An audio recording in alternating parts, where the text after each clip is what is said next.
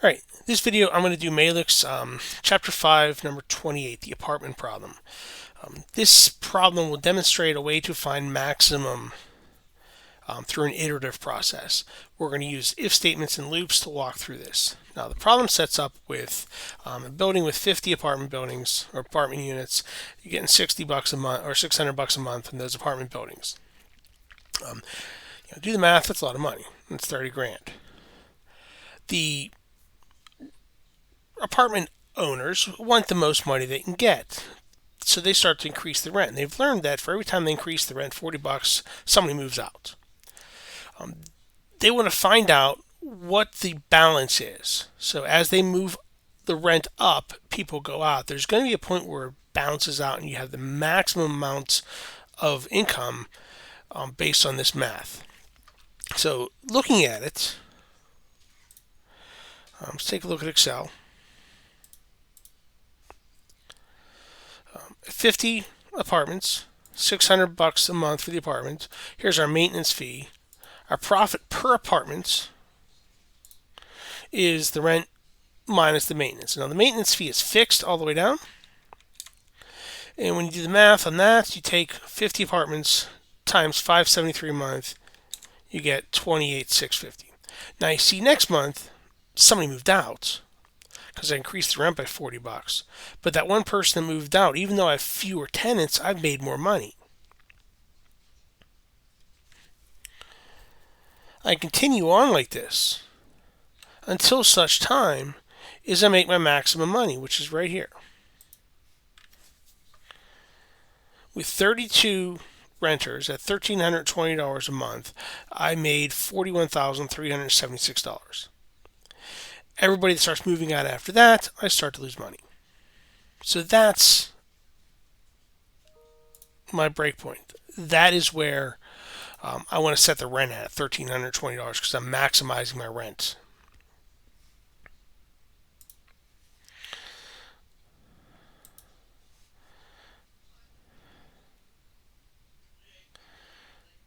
All right, so let's jump to Visual Studio Code and let's create a new project.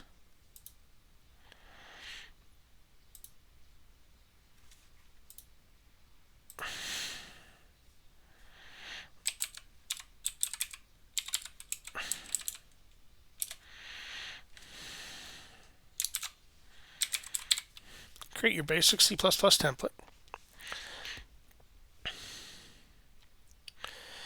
And let's create some variables.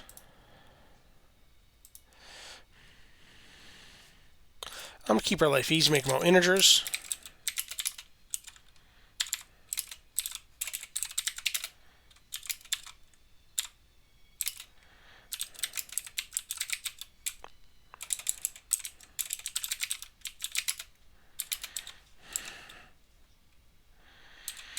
I'm going to have to worry about profits. And I'm going to handle as previous profits and new profits. The reason I'm doing that is I'm going to have to take a look at the existing profit based on the number of units I have and look at the older profit based on the number of units that are there.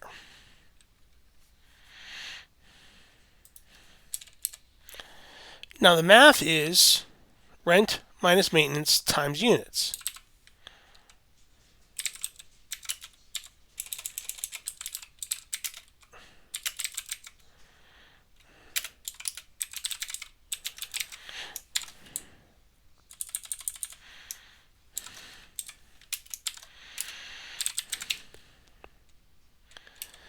So that's what my math is. I'm going to do this do while loop because I know I can do it at least one time.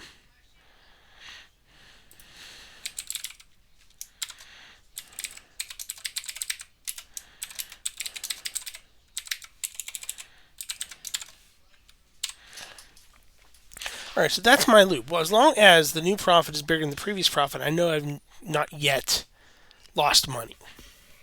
And again, when you look at the Excel sheet on that, it holds out. Let me make that visible again.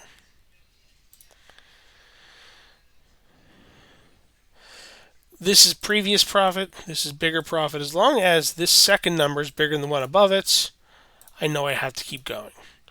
this is the first time where a number is less than the number before it.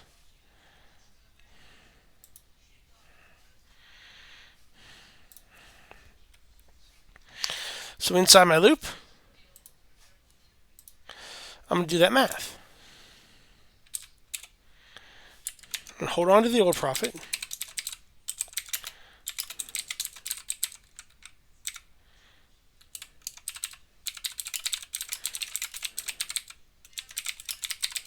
Hold on to that last calculated profit.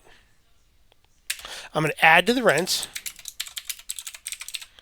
which is 40. I should make that a variable. I'm just going to make it a magic number.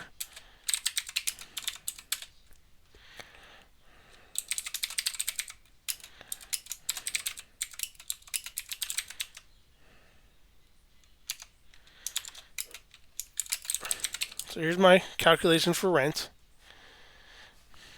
And just to prove it's working,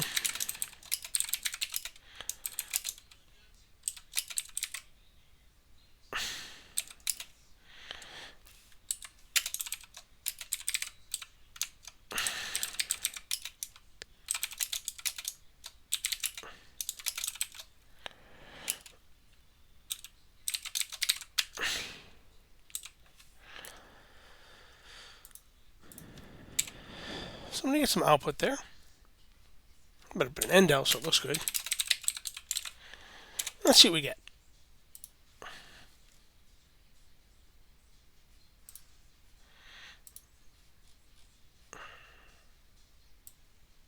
There we go.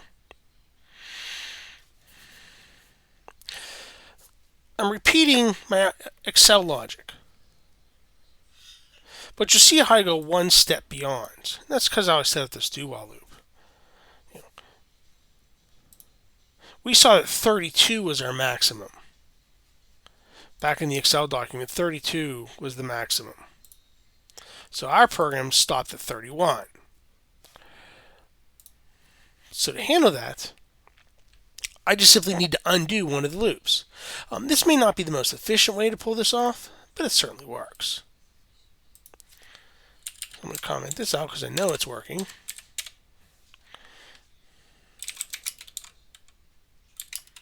So I'm going to subtract off that rent, add one back into the units, and redo calculation.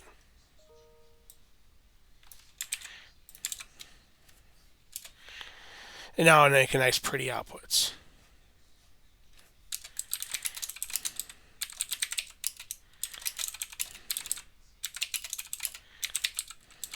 Let's get a title here.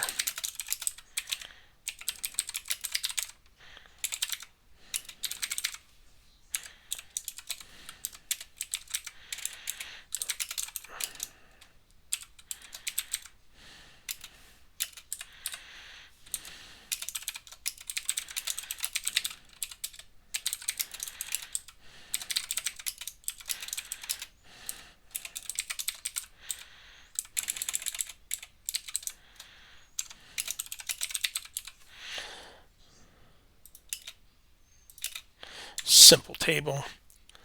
Run this thing now. And now my output matches my planning. So based on this math, 32 units, $1,320 a month, will profit me $41,376 per month. It's good to be the king, I guess.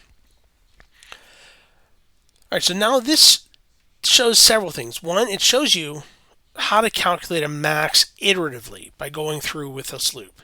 Secondly, it validates the idea of planning before you code. Because had I not planned before I coded, I would have taken my output here and said, yep, that's the profit. I'd have trusted my logic, which isn't always smart. Trust your plan and your logic. All right, so this can help you with a variety of tasks, including a problem that we'll have next week about a box volume. All right, so thanks and good luck.